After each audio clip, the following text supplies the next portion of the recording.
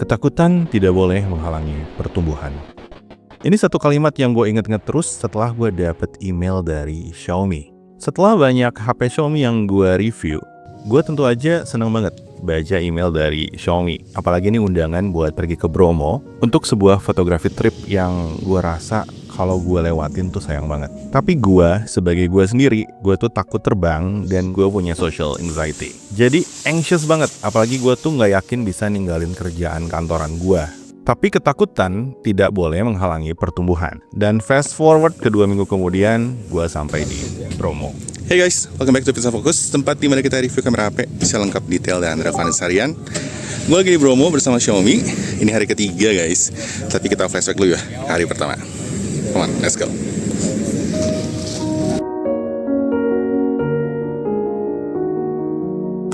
Tanggal 10 Desember 2025, gue terbang ke Surabaya. Dari situ gue ketemu banyak teman-teman baru dan kami semua berangkat ke Bromo bareng-bareng. Nah, sampai perjalanan tol ini gue belum pegang Xiaomi 15T-nya ya guys. Jadi rekaman-rekaman ini tuh pakai HP gue sendiri, bukan Xiaomi 15T. Tapi setelah makan siang, nah di sini gue mulai pegang Xiaomi 15T-nya. Dan pas pertama kali gue pegang dan coba kameranya, feel upgrade-an dari 14T-nya tuh kerasa guys. Lebih cepet, lebih snappy, juga hasil fotonya lebih gampang dapat hasil yang tajam. Dan tentunya yang kerasa pertama kali adalah tone-nya yang rich dan juga artistik. Ini foto pegunungan yang sebenarnya agak mendung ya guys. Ini hasilnya bagus banget. Ini cuma pakai filter bawaannya aja dan hasilnya bagus banget. Coba lihat ya kekayaan tone-nya ini. Jiwa dan feel-nya tuh susah kalau kalian cari di HP lain selain Xiaomi Leica. Nah di sini nih pas gue lihat pemandangannya sebagus ini ya, yang semegah ini guys, gue pun mulai makin ngerasa nih bersyukur banget gue udah ikut. Apalagi pas sampai hotel, kerasa sih vibe-nya tuh dingin banget ya. Gue rasa balik ke Bandung, ke Lembang sih guys, dimana cuaca gue banget ya. Gue tuh sebenarnya tinggal di Bali kan, pindah dari Bandung. Jadi kerasa panas tuh buat gue nggak enak sih. Gue suka yang dingin-dingin kayak gini. Yo guys, gue lagi di Bromo nih, sekamar sama Kevin. Halo. Gadget. Halo. Kita mau ngapain, Vin? Kita mau explore Xiaomi 15T series nih. Nah ya, nah. Ini. Kayak gini Bromo. nih. Jadi 2-3 hari ya. Iya.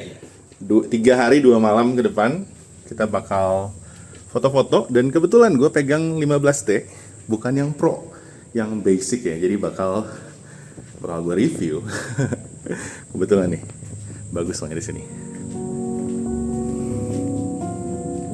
Dan di meja kamar kita menemukan sebuah surat dari Xiaomi. Ini welcome note aja buat yang ikutan acara ini. Tapi pas gue baca, kalau buat gue personally, ini pertama kali gue diundang oleh sebuah brand yang besar. Jadi jelas gue terharu banget, karena gue merasa dihargai banget, diterima dengan baik. Dan Xiaomi Indonesia, timnya ramah-ramah banget semua. Gue berterima kasih banget kepada Xiaomi Indonesia. Pokoknya positive mood banget ya guys. Sampai gue tuh udah gak sabar banget untuk ngejalanin seluruh 3 hari ke depan. Nah, bentar lagi malam tiba nih, kita akan foto-foto ya atraksi sembur api dari masyarakat Tengger. Nah guys, sekarang gue ada di amphitheater-nya dari Jiwa Jawa. Dan di sini kita akan coba foto-foto beberapa atraksi tradisional ya. Salah satunya adalah sembur api. Tapi karena sekarang belum gelap-gelap banget ya, jadi gelapnya nanggung nih. Kami semua sibuk foto atraksi, apa namanya? Pokoknya semacam ketangkasan tradisional lah, yang ditampilkan sebagai hiburan ya. Nah, tantangan yang paling kerasa ya, pakai Xiaomi 15T ketika coba foto ini dibandingin yang 15T Pro adalah optical zoom-nya yang cuman 2 kali perbesaran. Nah ini kan rame ya, jadi gue fotonya harus ambil spot tertentu, harus rebutan tempat juga gitu. Nah jadi dengan optical yang cuma 2 kali ini kerasa sih ada keterbatasan ya ketika gue mau ngambil lebih close up lagi, itu agak susah. Tapi di sekitar perbesaran optiknya hasilnya cukup tajam, cukup bagus, cukup gampang nangkep gerakan yang cepat walaupun udah gelap banget kayak gini. Kalau kita bandingin sama digital zoom-nya di kamera utama di 1,9 kali ya, jadi ini belum masuk ke tele, kelihatan ya lebih terang sedikit, tapi juga lebih nggak ada detailnya sih guys kalau kita bandingin sama yang udah pakai telefotonya di 2 kali ke atas. Apalagi jangan lupa ya guys, walaupun cuma 2 kali optical, kalau kita bandingin dengan 15T Pro, justru ini punya bukaan yang lebih besar di f1,9 dibanding f3 di telefotonya 15T Pro. Jadi walaupun 2 kali perbesaran, ini di low light udah cukup mumpuni. Nah tapi akhirnya gue turunin lagi EV-nya ke sekitar minus 0,7, minus 1, dan hasilnya lebih punya kontras yang bagus, lebih bisa nangkep gerakan cepat dengan lebih fokus juga, dan bahkan kalau kita perbesarnya, kita pixel peep, itu detailnya masih lumayan oke guys. Lagi-lagi tolong ingat ya, ini udah lumayan gelap. Lalu mode portraitnya juga keren banget guys. Ini dipakai buat foto orang di kondisi yang gelap banget ya, cuma diterangin sama api dari obor ini. Hasilnya cukup memuaskan, cukup bisa diterima. Memang dari pengalaman gue untuk ngefokusin muka di kondisi yang gelap kayak gini pakai 15T itu agak sulit, lumayan menantang. Tapi kita juga perlu ingat dengan HP yang lain pun belum tentu lebih gampang sih. Tapi bagian paling serunya tuh sebenarnya di sini guys. Ketika sembur apinya udah mulai. Gue yakin nih pakai HP lain belum tentu bisa sebagus ini ya guys. Pakai 15T ini gue tinggal nurunin EV, lalu gue tinggal nyalain motion capture, gue tinggal pakai flash shot, itu aja. Tapi lalu gimana cara dapetin momennya yang pas nih? Gampang banget karena dengan nahan shutternya sambil geser ke kanan, kita bisa nangkep sekitar 100 foto nih dalam beberapa detik aja. Jadi hasilnya banyak banget dan ketika udah jadi tinggal gue pilih-pilih aja mana yang gue paling suka, mana yang momennya paling pas. Nah, kemampuan motion capture, fast shot, burst mode yang bisa barengan, baik di kamera utama dan kamera telenya, ini tuh nilai jual 15T banget ya. Terutama dari segi fotografi yang menurut gue sih susah didapatkan di HP lain di harga yang sama. Anyway guys, semoga kalian nikmatin nih foto-foto low light di hari pertama ini ya. Semoga pengalaman gue yang seru banget ya di malam itu tuh ke-translate di foto-foto yang kalian lihat ini. Anyway, untuk foto di lightnya, kita lanjut ke hari kedua.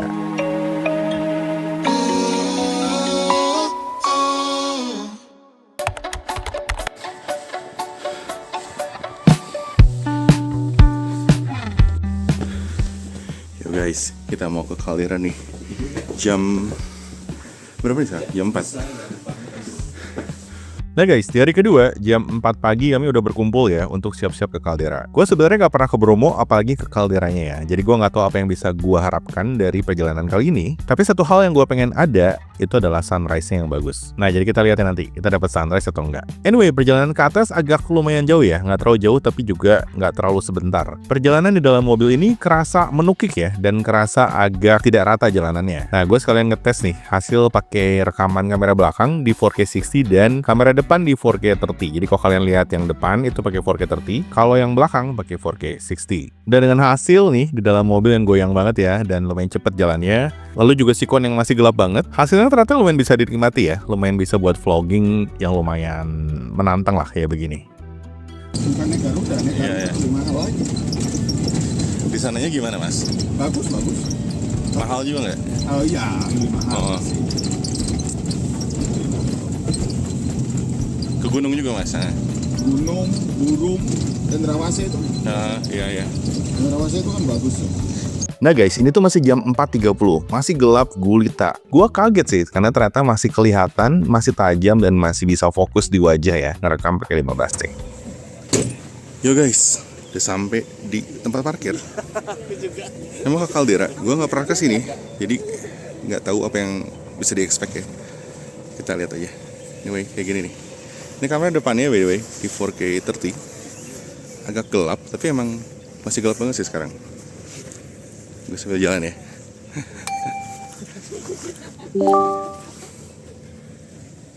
Sini ada kuda, kelihatan nggak? So brand. Nah, sering cahaya harinya tuh mulai naik ya, mulai terang, semakin lembek juga kualitas perekaman videonya. Kerasa kan ya? Di sini kestabilannya makin kerasa, noise-nya juga makin minim. Dan satu yang gue suka nih, portrait videonya juga lumayan bagus ya. Ini pakai portrait video di 1080p 30 fps. Hasilnya kayak gini guys. Punya stabilan yang cukup oke, punya separasi yang rapi juga, baik di kamera belakang dan di kamera depannya nih. Lihat separasi rambut gue, bagus ya, rapi, terseparasi dengan baik. Lalu juga fokusnya smart, orang-orang di belakang tuh tidak ikutan tajam, jadi tetap fokusnya ada di gua aja. Nah, sayangnya sih tampaknya sunrise-nya udah kelewat ya, dan mataharinya nggak terlalu bagus lah. Banyak awan yang nutupin langitnya yang lumayan mendung. Tapi tetap sih, momennya dan sesi fotografinya tuh seru banget guys. Di sini kami berusaha menangkap kudanya yang lagi lari berurutan ya. Nah, sebenarnya kita disarankan untuk nangkep kuda-kudanya ketika lari. Tapi buat gue momen yang menarik adalah ketika kuda-kudanya lagi berinteraksi dengan penunggangnya. Soalnya kelihatan banget nih kedekatan mereka ya. Buat gue lebih menarik menangkap momen kayak gini ya. Lebih raw dan lebih nggak scripted aja. Lebih behind the scenes dan lebih punya cerita. Nah, ini thanks banget ke tone-nya ya yang rich banget. Sehingga langit agak mendung pun masih kelihatan bagus. Nah, tapi di momen ini tuh yang paling bermakna buat gue tuh sebenarnya bukan foto kudanya ternyata ya. Jadi pengalaman jalan-jalan tuh sebenarnya personal banget ya guys. Nah, kalau buat gue pas di tempat ini gue ngeliat gunung-gunung di sekeliling gue tuh kerasa megah banget. Lalu biasalah gue suka foto yang random ya. Gue suka foto orang yang lagi hiking di sana. Gue suka foto lembah di kejauhan, walaupun ya optikalnya cuma 2 kali guys. Tapi tetap bisa nangkep sesuatu yang jauh banget ya. Dengan hasil yang nggak jelek juga, bisa dinikmati, bisa diterima, bisa dipost ke sosial media. Gue bahkan beneran post ke sosial media dan banyak yang like. Jadi kameranya versatile banget. Apalagi buat keadaan yang mendung kayak gini ya, yang kurang kontras gitu. Tone-nya tuh udah cukup ngebantu ya, karena tone-nya sendiri udah kontras. Dan tone-nya juga ngasih mood tertentu. Jadi walaupun keadaan aslinya agak biasa aja, ketika kita foto, hasilnya lebih punya cerita. Nah, kayak gini nih, nangkep momen-momen sekitar kita ya, yang random aja deh, gak usah terlalu diperhatikan ya, ini hasilnya udah bagus banget. Apalagi di tempat kayak gini ya, memang sih momen-momen kayak gini justru yang kerasa lebih otentik kalau buat gue. Jadi cocok ya, otentik momennya, tone-nya juga namanya Leica Authentic. Yo guys, ternyata sayangnya mataharinya mendung ya, mataharinya nggak keluar ya, karena banyak banget awan ya. Jadi ya sayang sekali nggak dapet golden sunrise yang kita tunggu-tunggu. Tapi nggak apa-apa, hasilnya tetap bagus walaupun mendung. Xiaomi 15T ini hasil kameranya tetap asik dipakainya, even di default color profile kayak gini ya. Ini pakai default color profile jadi nggak ada filter-filteran. Yang gue suka tuh, apalagi kalau kalian suka vlogging, paling kerasa tuh tone-nya rich banget. Nah, gue ngomong gini karena gue nyobain dengan HP lain tadi, dan gue agak kayak gitu doang gitu. Tapi kalau pakai 15T ini dan 15T Pro juga ya, yang gue lihat di teman-teman tadi, tuh bagus sih, enak banget buat jalan-jalan kayak gini ke tempat yang lihat deh, grand banget ya.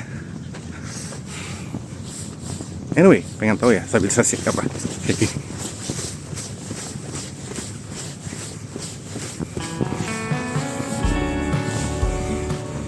Nah guys, ternyata ada detour sedikit ya. Kita nggak langsung ke hotel, tapi pergi ke suatu tempat yang lega banget ya, ke padang rumput yang luas. Gua nggak tahu apa ini namanya. Kalau yang tahu, coba komen di kolom komentar. Cuma kalau gue bisa jujur ya, ini tempat paling gue suka sih, karena luas banget dan sepi.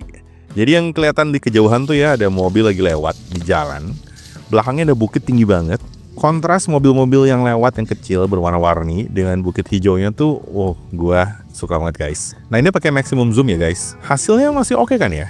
Untuk perekaman videonya masih oke. Untuk hasil fotonya di maximum zoom juga masih bagus. Nah karena di sini kita bebas explore ya, mau ngapain aja. Akhirnya ya gue foto-foto aja nih sama teman-teman. Dan kebetulan Toyota Hardtop yang gue naikin tadi tuh warnanya kuning ya. Kuning menyala kayak gitu. Sementara hijaunya kan agak muted kalem. Jadi warnanya tuh kerasa transisi ya, dari kuning ke hijau. Dan disambung lagi ke langit yang biru. Dan juga banyak shades warna lainnya yang di sekitar kita ya. Tuh kerasa enak dilihatnya.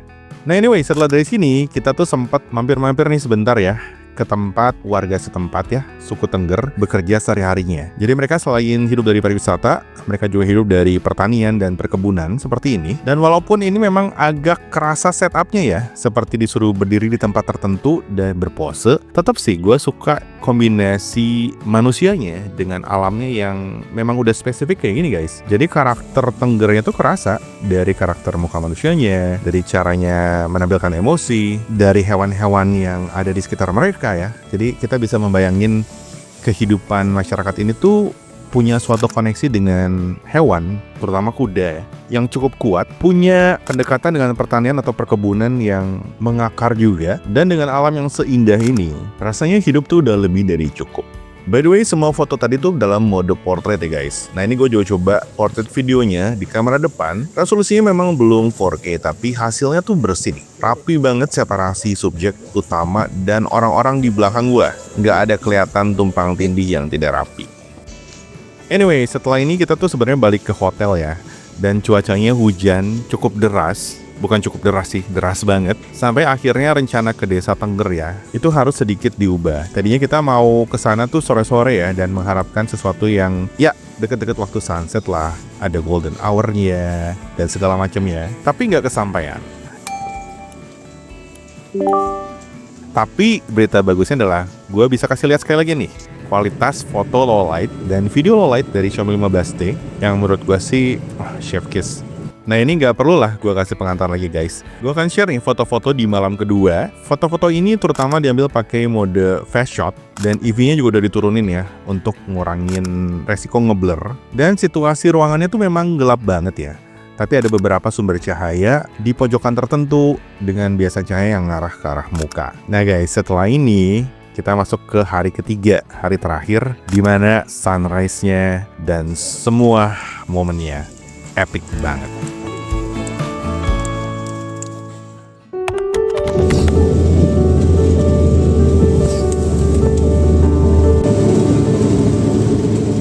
Guys, hari ketiga itu magis banget kalau buat gua. Kami datang di suatu pagi yang cerah banget, mataharinya bersinar dengan sangat percaya dirinya di sebuah hamparan luas pasir vulkanik dengan pemandangan pegunungan yang megah banget di sekeliling kita. Ke arah mana aja mata kita memandang, yang kelihatan tuh pemandangan yang bikin hati getar-getar gitu. Gimana enggak, ini pemandangannya bagus banget guys. Kalian kalau ke Jawa Timur harus ke Bromo sih menurut gua. Sayang banget kalau nggak ke Bromo ya, apalagi nggak foto-foto kayak gini. Miss opportunity banget pokoknya. Nah, baru dateng, kita udah disuguhi sama pemandangan kuda-kuda yang formasinya tuh keren banget guys. Ditambah matahari yang sinarnya jatuh dengan pas, menciptakan bayangan dan bagian terang yang menyatu secara dramatis dan magis. Nah, tapi kameranya juga penting, karena kebanyakan kamera ponsel itu suka nerangin bayangan dan nurunin highlights ya. Dan hal kayak gitu tuh sering ngebuat sisi magis dari sebuah foto tuh hilang guys. Jadi kita tuh nggak perlu terlalu takut sama sisi yang terlalu gelap nggak kelihatan. Nggak apa-apa, ada keindahan dalam suatu siluet kok. Dan nggak semua yang terang itu pasti bagus ya. Terang itu bukan sama dengan bagus. Dan Xiaomi 15T ini nangkap kayak gini keren banget guys. Gua paham sih kenapa Xiaomi ngajak kita semua ke tempat kayak gini ya. Karena Xiaomi 15T dan Xiaomi 15T Pro lah yang bisa nangkep momen kayak gini secara dramatis, secara capable banget, dan nyetain foto-foto yang terlihat cinematic. Nah, satu hal yang mau gue tekankan sekali lagi ya, ada fitur fast shot sama motion capture yang bisa on barengan, dan masih ditambah dengan burst mode yang juga bisa dipakai ketika kedua fitur itu nyala. Jadi keempat faktor sekaligus ini ketika sama-sama aktif, nah ini yang bikin foto berhasil ketangkep dengan sangat baik seperti ini. Nah tapi namanya fotografi trip ya, sebenarnya yang paling berkesan buat gue adalah pengalamannya bersama-sama banyak orang yang seminat. Passion dari setiap orang yang gue temui di sini itu kerasa banget dan nular banget ke gue. Jadi banyak banget life lessons-nya yang kita dapat nggak cuma dari sesi fotografinya aja, tapi juga dari ngobrol dengan orang-orang yang ada di trip tersebut. Di balik satu foto yang estetik, ada ratusan, bahkan ribuan nih file lain yang mungkin tidak akan pernah kalian lihat lagi ya. Kalau hasilnya kurang tajam, kita ulang lagi. Kalau komposisinya nggak bagus, kita geser sedikit. Kita coba lagi dan lagi ya. Dan sadar nggak sadar, hidup kita juga sebenarnya sama kayak gitu guys. Saat rencana kalian gagal, jalan hidup kalian agak amburadul gitu ya, jangan lupa itu tuh bukan akhir dari filmnya. Itu cuma sebagian adegan yang bisa kita perbaiki di babak berikutnya kalau kita punya waktunya. Jadi guys, jangan berhenti cuman karena satu hasil yang buram. Teruslah cari angle terbaik kalian ya, sampai hidup kalian benar-benar in focus.